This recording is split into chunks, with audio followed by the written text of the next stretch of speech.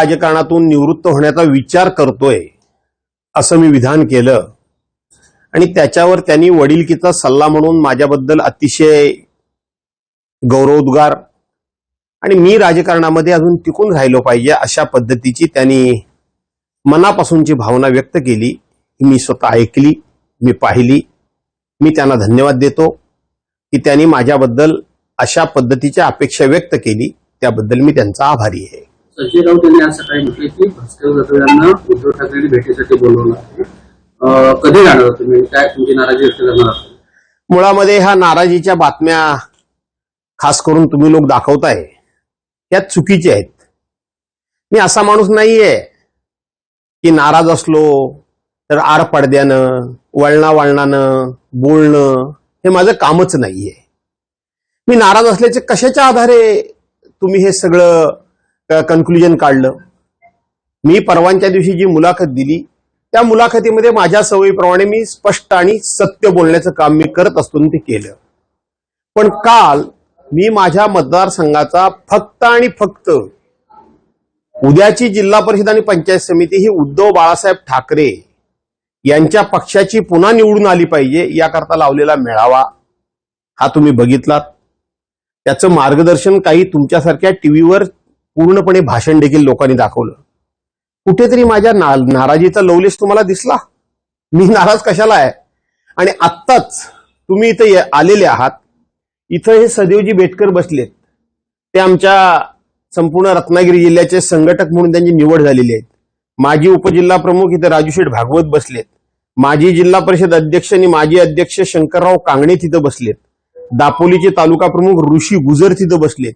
चिपळूणचे तालुका प्रमुख बळीराम गुजर बसलेत. चिपळूणचे तालुका संघटक सुधीरभाऊ शिंदे बसलेत. इथं आमचे खेडचे संजय गोलतकर बसलेत. दुसरे आमचे मंडणगडचे तालुका प्रमुख संतोष गोवळे बसलेत. हे कशा करता बसलेत? मी नाराज आहे म्हणून बसलेत? तर उद्या जिल्हा परिषद पंचायत समित्या आणि ज्या नगरपालिकेच्या निवडणुका आहेत त्या निवडणुका जिंकण्याची मी जबाबदारी उचलायचं ठरवतोय. मी उचलण्याचा निर्णय करतोय. आणि जर मी ही जबाबदारी घेणार असेल तर मला माझ्या पद्धतीप्रमाणे माझ्या सहकाऱ्यांशी पहिल्यांदा बोलायची सवय आहे. आताही काही चिपळूणचे प्रतापराव शिंदे वगैरे सगळे येत आहेत. मला सवय आहे. मला सवय ही नाहीये की परस्पर एखादा निर्णय घोषित करा, परस्पर एखादी भूमिका जाहीर करा. हा माझा स्वभाव नाही. माझी कार्यपद्धती आहे ती सर्वांशी बोलून सर्वांना विश्वासात घेऊन आपला निर्णय हा योग्य आहे की अयोग्य आहे हे पडताळून बघून मग निर्णयाप्रती यायचं. आणि म्हणून मी नाराज आहे या बातम्यांमध्ये काडीचं तथ्य नाही. मी नाराज नाही आणि ज्या गोष्टी माझ्या मनामध्ये नाहीत त्याचा मी खुलासा देखील करत नाही. त्यामुळे माझ्या वक्तव्याबद्दल कोण सातत्यानं काही बोलत असेल तर त्याबाबत फार भाष्य करण्याची मला आवश्यकता वाटत नाही. पण सर, तुम्ही म्हणालात की 8 वेळा निवडणूक जिंकल्यानंतर कुठेतरी थांबण्याचा विचार आहे. हे निवृत्तीचे संकेत नाही? हो, आहेत ना. 8 वेळा वेगवेगळ्या निवडणुका जिंकल्यानंतर आता थांबावं असं वाटतं. हा माझं वैयक्तिक मत झालं. हे कोणावर नाराजी किंवा कोणी मला निवृत्त व्हायला सांगितलं? माझ्यामध्ये लढण्याची धमक आहे. माझ्यामध्ये संघर्ष करण्याची अजूनही ईर्ष्या आहे. काय झालं? 2019 पासून ज्या काय घटना 2022 पासून ज्या काय घटना पक्षामध्ये घडल्या, मला असं वाटतंय की प्रत्येक मैदानावर जाऊन लढण्याचं काम मी करतोय. हे नाराजीचे संकेत आहेत. ही नाराजी आहे. मी आहे त्या ठिकाणी ठाम पाय रोवून उभा आहे. ही नाराजी आहे. स्वतःबद्दल सातत्यानं सर्टिफिकेट देणं हे मला जमत नाही. आधी करतो आणि नंतर सांगतो मी हे करणार आहे, मी ते करणार आहे, मी हे करणार आहे. असलं काही करत नाही आणि आता असलं कोणी बोलूही नाही. नियतीच्या मनामध्ये किंवा नियतीच्या पोटामध्ये उद्या काय दडलंय हे कोणाला सांगता येत नाही. त्यामुळं आधी केले मग सांगितले. आज मी जिल्हा परिषद पंचायत समिती आणि नगरपालिकेची निवडणुकीची जबाबदारी मी स्वतःहून अंगावर घ्यायचा निर्णय घेतोय. माझ्या सहकार्यात ते मान्य असेल तर मी त्याच्यामध्ये उतरणार आहे. आणि उतरणार आहे तो असा तसा नाही उतरणार आहे. पक्षाला यश मिळवून देण्याकरताच उतरणार आहे. ही नाराजी आहे. याला नाराजी म्हणतात. याला नाराजी म्हणतात तर मला वाटतं घरी बसणं गप्प पक्षाच्या कामात कुठेही झोकून न देणं याला काय म्हणायचं? आणि म्हणून काही नाराजीचा संबंध नाही. तर कालच्या तुमच्या स्टेटमेंट नंतर तुम्हाला खरंच उद्धव ठाकरे यांच्याकडून भेटीसाठी निमंत्रण आलं आहे का किंवा निरोप आला आहे का? तुम्हाला मी सांगू का, सगळ्याच गोष्टी या पुन्हा पुन्हा सांगायच्या नसतात. माननीय उद्धव साहेबांना भेटण्याकरता मला कधीही अपॉइंटमेंट घ्यावी लागत नाही. कधीही मला गेटवर एक सेकंद सुद्धा थांबवलं जात नाही. माझी गाडी बघितल्यानंतर सिक्युरिटीचे सगळे ऑफिसर, सगळे गार्ड मला पूर्णपणे ओळखतात आणि एक सेकंद सुद्धा माझी गाडी तिथं न थांबता माझी डायरेक्ट गाडी आतमध्ये पाठवली जाते. पण मी माझी शिस्त सोडत नाही. मी गेटवर उभा राहतो, मला चेक करा म्हणून सांगतो. का तर माझ्या नेत्याची सुरक्षा मलाच महत्वाची आहे आणि मी ती बाळगली पाहिजे, मी राखली पाहिजे. पण मला कधीही गेटवर कोणी थांबवत नाही आणि मला चेक करण्याचा सुद्धा कोणी प्रयत्न करत नाही. त्यामुळे उद्धव साहेबांनी मला बोलवायला पाहिजे आणि मग मी गेलं पाहिजे असं काही कारण नाही. मला वाटेल तेव्हा मी कधीही जाऊ शकतो, त्यांना वाटेल तेव्हा ते मला कधीही बोलवू शकतात. त्यामुळे त्यांनी मला बोलवण्याची मी वाट बघावी किंवा ते मला बोलवतायत नंतर मी भेटेन, हे अंतर शिल्लक राहिलेलं नाही.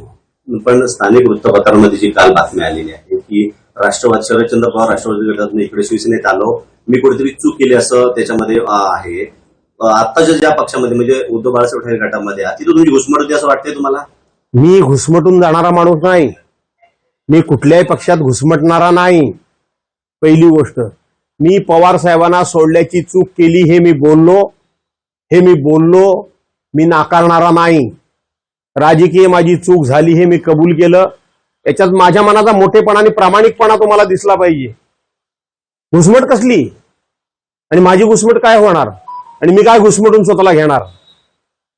माझी कुणीही घुसमट केलेली नाही, मला कुणीही घुसमटत ठेवलेलं नाही. किंबहुना पक्षाला चारी बाजूने घेरलं जातंय. अशा वेळेला माझं तरी मन तसं मला मन सांगतं की मी अधिक जोरदारपणे आक्रमण केलं पाहिजे. ती माझी क्षमता आहे. कुठलाही प्रसंग अंगावर ओढून घेत असताना मला भीती ना भय. त्यामुळं मी पवार साहेबांना सोडल्याचं राजकीय चूक केली हे बोललो म्हणजे माझी शिवसेनेमध्ये घुसमट होते असा त्याचा अर्थ काढण्याचं काही कारण नाही.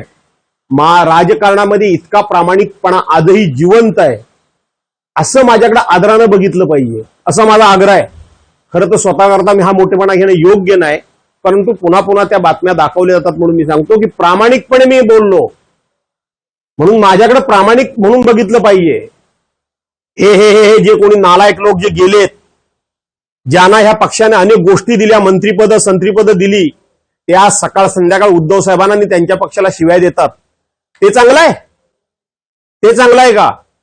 पर्यायानं महाराष्ट्रामध्ये मी एक विचार मी पोहोचवलाय की हे नालायक लोक ज्या पद्धतीने शिवाय देत आहेत त्यांनी भास्कर जाधवच्या विधानाचा अर्थ घ्यावा की जो पक्ष मी सोडला त्या पक्षानं मला इतकं दिल्यानंतर मी सोडला, ही माझी चूक आहे. हे मी बोलून एक प्रकारचा मेसेज पाठवलाय की आपण किती नालायकपणा करावा, आपण किती हरामखोरपणा करावा, आपण किती नीचपणा करावा, आपण कोणत्या भाषेमध्ये बोलावं, याला कुठेतरी लगाम घातली जाईल. समाजामध्ये कोण नाही कोणतरी चार प्रश्न विचारेल, अरे तो भास्कर जाधव पक्ष सोडल्याबद्दल किती प्रामाणिकपणे बोलतोय बघा. हेच तत्व माझ्यावर अनेकांनी आरोप करतात. हेच तत्व शिवसेना सोडल्यानंतर मी पाळलेलं आहे. मी शिवसेनेबद्दल एक शब्द सुद्धा वाईट बोललेलो असेल मला कुणीही दाखवावं. काही नेत्यांनी असं चॅलेंज दिलं होतं की भास्कररावांची क्लिप आम्ही दाखव की बाळासाहेबांबद्दल भास्करराव इतकं घाणेरडे बोलले. तिथल्या तिथं मी सांगितलं होतं, चल दाखव क्लिप. जर ती क्लिप पत्रकारांना तुम्ही दिलीत नाही तर तुम्ही एका बापाच्या पोटचे नाहीत. आणि तुम्ही जर ती पत्रकार क्लिप दाखवली बाळासाहेबांबद्दल मी एक जरी अनुद्गार काढला राजकारणातून निवृत्त होईन. आत्ता पण होईन. बाळासाहेबांबद्दल शिवसेनेबद्दल एक शब्द सुद्धा वाह्यात काढलेला नाही, मी चुकीचा काढलेला नाही. हे काय नालायक लोक सांगतात मला. हा एक आदर्श डोळ्यासमोर मी ठेवलाय. हे आमचे सुद्धा काही लोक जे माझ्याबद्दल टीका टिप्पणी करतायत त्यांनी हे विचारात घेतलं पाहिजे की भास्कररावांनी महाराष्ट्राच्या समोर एक आदर्श ठेवलाय. कसल्या टिप्पण्या करता? संपले प्रश्न? असा एक विषय येतो की तुमच्या ज्या नाराजीच्या कालच्या बातम्या होत्या त्याच्यानंतर असं म्हटलं जातं की विरोधी पक्षनेतेपदाची जबाबदारी तुम्हाला पाहिजे होती, त्याच्यावर सगळं सुरू आहे अशी एक. कोणाची? माझी? महाराष्ट्र इतका आंधळा नाही, महाराष्ट्र इतका मुका नाही आणि महाराष्ट्र इतका भैरा सुद्धा नाही. आणि भास्कर जाधवनी याच्यापूर्वी सुद्धा कुठल्याही पदाकरता कुठल्याही गोष्टी करता अशा पद्धतीची नाटकबाजी कधी केलेली नाही, ड्रामाबाजी मी कधी केलेली नाही, मी करत नाही, मी करणार नाही. आठवा ते गेल्याच अधिवेशनमध्ये आताचं अधिवेशन झालं तिथं आपली घटना स्वीकारल्याला 75 वर्ष पूर्ण झाली. त्या संदर्भामध्ये डॉक्टर बाबासाहेब आंबेडकरांच्या घटनेबद्दल 53 मिनिटाचं माझं सभागृहात भाषण झालं. त्याच्यामध्ये मी जाहीर सरकारला सांगितलंय, अरे तुम्हाला जर माझी अडचण वाटत असेल, तुम्हाला माझी भीती वाटत असेल, तुमच्या पापाचा घडा मी जर विरोधी पक्ष नेता झालो तर भरेन, आणि म्हणून तुम्हाला माझी भीती वाटत असेल तर लोकशाहीची सभ्यता म्हणून, लोकशाहीची इब्रत म्हणून, लोकशाहीची गरज म्हणून आणि महाराष्ट्राच्या राजकीय विचारांची सभ्यता आणि उंची वाढवायची असेल तर माझ्याऐवजी कोणी तुम्ही विरोधी पक्ष नेता करा. एका सेकंदात मी माझं पत्र मागे घेतो आणि तुम्ही म्हणाल त्याचं मी पत्र देतो. कोणाला विरोधी पक्ष नेत्याबद्दल नाराजी असण्याचं कारण आहे? मला कोणाची तुलना कोणाबरोबर करताय? अरे माझ्या संपूर्ण राजकीय जीवनामध्ये 43 वर्षाच्या जीवनामध्ये जे मी स्ट्रगल केलंय, जो मी त्याग केलाय, मी जी तत्व पाळलेली आहेत, मी जे निष्ठेनं काम केलेलं आहे, मी जो श्रद्धेनं वागतो, त्याची तुलना भल्या भल्यानं माझ्याशी करता येणार नाही. एखाद्या गोष्टीत एखादा आपला मोठेपणा सांगेल, 1000 गोष्टी सांगेन, कोणकोणत्या वेळी कोणकोणत्या गोष्टी मी स्ट्रगल केल्यात, कोणकोणत्या गोष्टी मी गिळल्यात, कोणकोणत्या वेळेला समजूतदारपणा घेतलाय. कोणाला सांगता विरोधी पक्ष नेत्याची लालसा? मला विरोधी पक्ष नेतेपद हे मला माझ्या स्वार्थाकरता नको होतं. हे भ्रष्टाचारी सरकार, हे बेकायदेशीर सरकार, हे घटनाबाह्य सरकार आणि हे नादान लोकांचं सरकार, ज्या उद्धव साहेबांना सकाळ संध्याकाळ स्थगिती सरकार म्हणत होते, देवेंद्र फडणवीस या आपल्या 6 महिन्याच्या कारकिर्दीमध्ये किती कामाने स्थगिती दिली? कोण जाब विचारणार? भास्कर जाधवच विचारू शकतो. हजारो कोटी रुपयाचा भ्रष्टाचार झाला म्हणून तुम्ही दिलेली लोकांना टेंडर कॅन्सल केलीत, कोण जाब विचारणार? त्याच्या पुढचा आज मी आरोप करतो, हजारो कोटी रुपयाची टेंडर देऊन त्याच्या टक्केवारी वसूल झालेले आहेत आणि आज ती टेंडर कॅन्सल, एकमेकाच्या राजकीय साठेमारीपूर्वी टेंडर कॅन्सल झाली आहेत. ज्यांनी टक्केवारी ऍडव्हान्स मध्ये दिलेली आहेत ते आता नेत्यांच्या घरासमोर उभे राहायला लागलेत, आमचे परत द्या. हे भास्कर जाधव जर विरोधी पक्ष नेता झाला तर काय करेल? विधायक कामाला मदत करेल. विरोधी पक्ष नेता म्हणजे प्रत्येक गोष्टीला विरोध करणं ही धारणा नाही, ही अपेक्षा नाही. विधायक कामाला पाठिंबा आणि तुमच्या भ्रष्टाचाराला विरोध. आज मी पुरावे देतो, ज्यांच्याकडनं टक्केवाऱ्या वसूल केल्या गेल्या ते आता दरवाज्यात उभे राहायला लागलेत, आमचे पैसे परत द्या, टेंडर कॅन्सल झाली. यांना माहिती आहे भास्कर जाधव काय आहे तो. त्यामुळे हे असले तुम्ही सुद्धा पत्रकारांनी ज्या वेळेला माझ्यावर अशा पद्धतीचे काही ना काही चार्जेस लावता, मी नाराज आहे, मला विरोधी पक्ष नेतेपद मिळालं नाही, काय मोठं आयुष्यात आहे माझ्या आणखीन? कोणाला परवा ह्या गोष्टीची? कोणाला लालसा आहे? मला ना पैशाचा मोह, मला ना पदाची लालसा. माझ्यासारखा निष्पृह माणूस, मी स्वतःलाच मोठेपणा घेत नाही, पण मला वाटतं माझ्यासारखा निष्पृह माणूस सध्याच्या राजकारणामध्ये शोधून सापडणार नाही. मी हे बोलत नाही, मी हे सांगत नाही, मी ऐकून घेतो. त्याचा अर्थ कुणीही काही माझ्यावर बोलावं हे कदापि शक्य होणार नाही, निसहन होणार नाही. साहेब, तुमच्या एकूण बोलण्यातून असं जसं की तुमची नाराजी उद्धव ठाकरेंबद्दल नाही, उद्धव ठाकरे जवळचेच आहे, पक्षांतर्गत काही नेत्यांकडून तुम्हाला टार्गेट केलं जातं असं वाटतंय? कुठला नेता मला टार्गेट करेल? पक्षांतर्गत नेता कुठला टार्गेट करेल मला? का टार्गेट करेल? कशा करता करेल? प्रत्येकाचं कार्यक्षेत्र ठरलेलं आहे, प्रत्येकाचं कार्यक्षेत्र ठरलेलं आहे. कोण नेता मला टार्गेट करेल? का करेल? कशाला करेल? किंबहुना तुम्हाला कल्पना नाही, नेत्यांच्या मनामध्ये माझ्याबद्दल नितांत आदर आहे. तालुका प्रमुख म्हणून, विभाग प्रमुख म्हणून मी केलेलं काम, बाळासाहेबांच्या अष्टप्रधान मंडळामध्ये जे पहिल्या फळीतले 13 नेते होते त्यातले सुभाषराव देसाई आजही कार्यरत आहेत, पूर्ण क्षमतेनं काम करतायत. ते ज्या वेळेला मला भेटतात तेव्हा त्या चेहऱ्यावरचा त्यांचा आनंद मला दिसतो. रावते साहेबांसारखा लढवय्या माणूस, दिवाकर रावते साहेबांसारखा लढवय्या माणूस ज्या ज्या वेळेला भेटतो तेव्हा कोणी किती असले तर पहिलं, नाही भास्कर इकडे ये, काय तू परवा स्टेटमेंट दिलंस, काय तू परवा बोललास, तुझं भाषण मी ऐकलं, सभागृहामध्ये कौतुक आहे. हे कौतुक करणारे लोक माहीत. कोण माझा द्वेष करणार? कोण करणार? कोण? आणि दुसरी गोष्ट, माझा द्वेष कोणी करतच नाही, करत असेल तर त्याला मी किती किंमत देणार, किती द्यावी असं तुमचं म्हणणं आहे? शेवटी मी काय आहे हे त्यांना माहिती आहे आणि ते काय ते मला माहिती आहे.